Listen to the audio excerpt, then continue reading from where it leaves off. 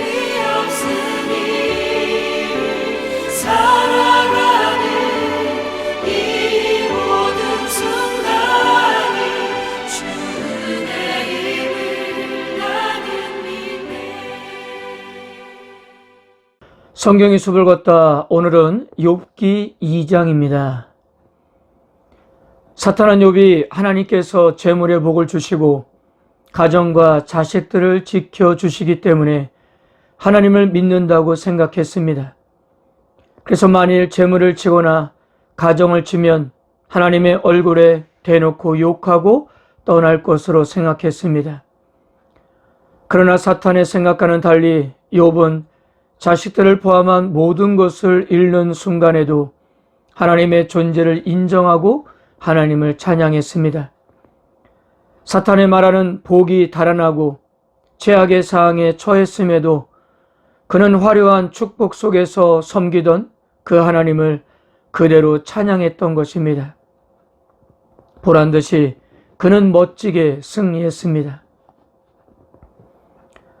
하나님은 사탄을 나무라시피 하시면서 다시 한번 욥을 칭찬했습니다. 3절입니다. 여호와께서 사탄에게 이르시되 내가 내 종 욥을 주의하여 보았느냐. 그와 같이 온전히 정직하여 하나님을 경외하며 악에서 떠난 자가 세상에 없느니라. 내가 나를 충동하여 까닭없이 그를 치게 하였어도 그가 여전히 자기의 온전함을 굳게 지켰느니라. 이렇게 하나님은 욥의 신앙을 인정하는 것으로 사탄과의 대화를 끝내시려고 했습니다. 하지만 집요한 사탄은 포기하지 않았습니다. 왜 그렇습니까? 사탄이 하는 일은 하나님과 우리의 관계를 깨는 것이기 때문입니다. 인간을 하나님에게서 떼놓는 것이 사탄의 유일한 보람이요 삶의 이유였기 때문이에요. 성도 여러분, 어떤 일이든지 우리를 하나님에게서 멀어지게 한다면 사탄의 시험을 받고 있다고 꼭 생각해야 합니다. 사탄은 하나님께 이렇게 말했습니다. 4절에서 5절입니다. 사탄이 여호와께 대답하여 이르되 가죽으로 가죽을 바꾸오니 사람이 그의 모든 소유물로 자기의 생명을 바꾸올지라. 이제 주의 손을 펴서 그의 뼈와 살을 치소서. 그리하시면 틀림없이 주를 향하여 욕하지 않겠나이까. 가죽으로 가죽을 바꾼다는 말은 당시 유목민이었던 베두인들의 속담이었는데요. 가격이 서로 맞지 않으면 거래가 성립되지 않는다는 말입니다. 즉 가격이 같아야 교환이 이루어진다는 뜻인데요. 그러니까 욥의 소유와 욥의 생명은 가치가 다르다는 뜻입니다. 욥의 소유는 상대적으로 아주 작은 것으로서 이 정도 가지고는 안 된다는 거예요. 그래서 이번에는 소유물 말고 욥의 몸을 쳐 보시라는 뜻입니다. 그렇다면 틀림없이 하나님을 욕할 것이라고 그렇게 말한 것입니다. 그래서 하나님은 이번에도 욥의 생명은 해야지 말 것을 전제로 허락하셨습니다. 하나님께서 이런 결정을 내리신 것은 이번에도 욥을 믿으셨기 때문입니다.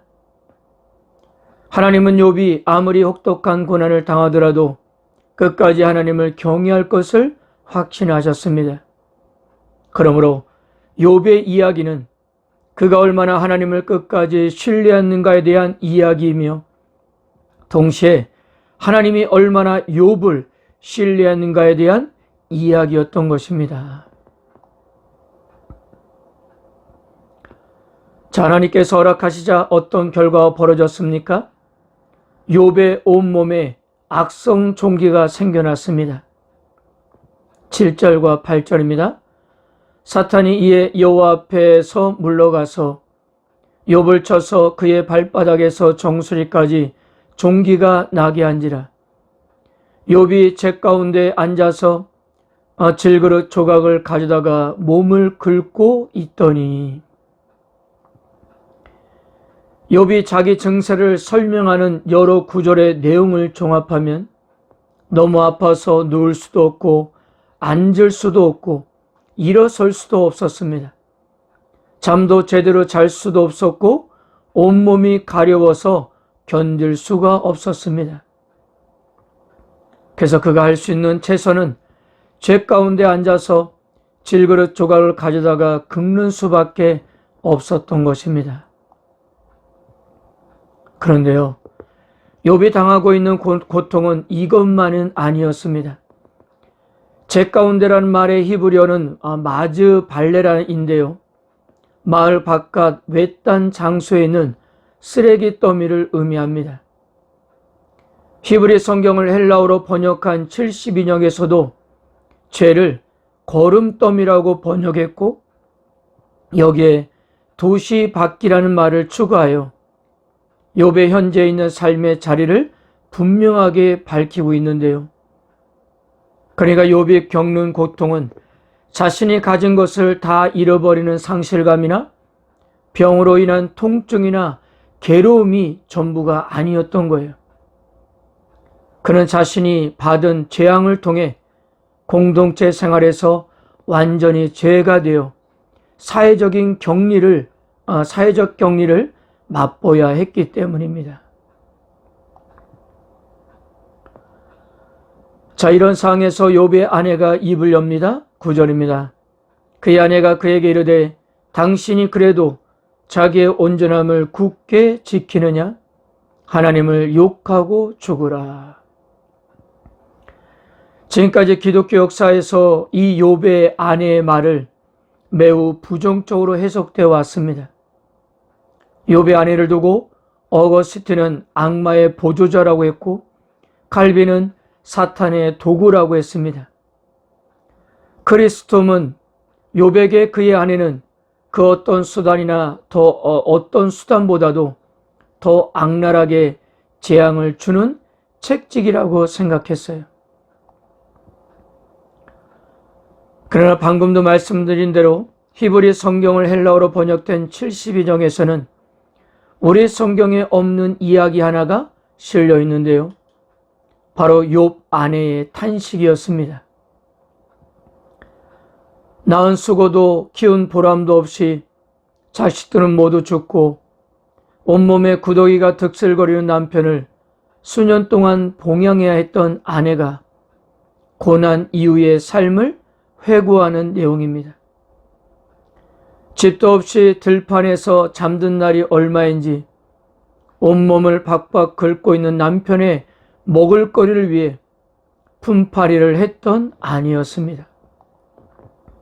그런 다음에 우리가 알고 있는 본문이 나오는 거예요.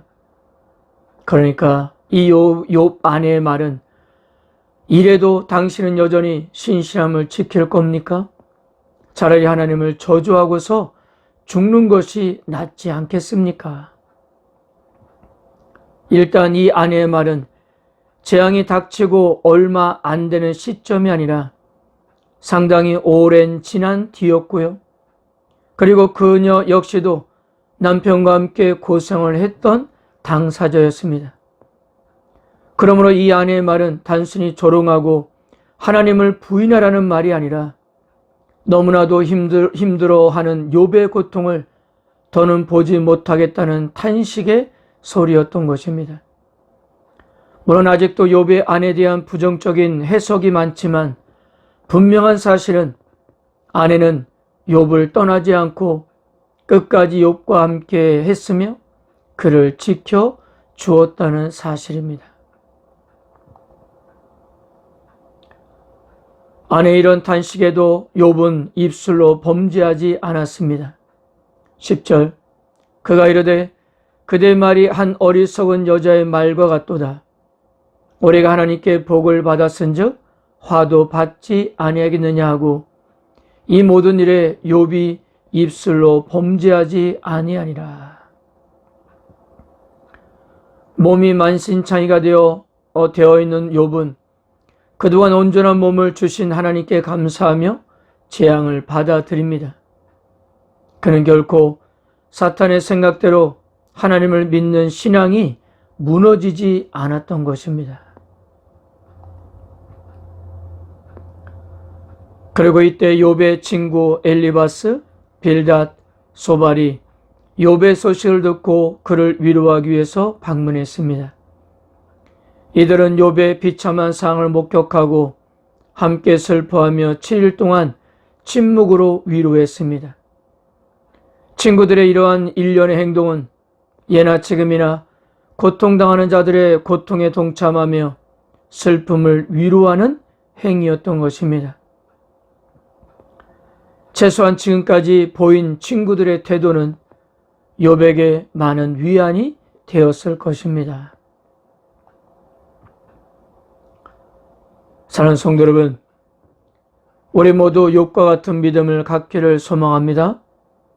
욥은 시험을 통해 믿음의 본질이 무엇인지, 믿음의 가치가 무엇인지를 보여주었습니다.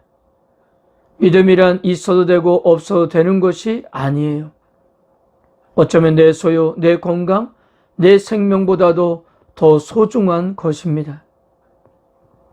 그러므로 오늘도 우리의 삶의 어떠한 상황에서도 끝까지 붙잡아야 하는 마지막 가치, 최후의 목적이 주님이 돼야 된다는 것을 믿으시고 우리의 입술에 그 어떤 원망을 담지 말고 믿음의 고백을 담아 하나님께 드리는 하루가 되시기를 바랍니다.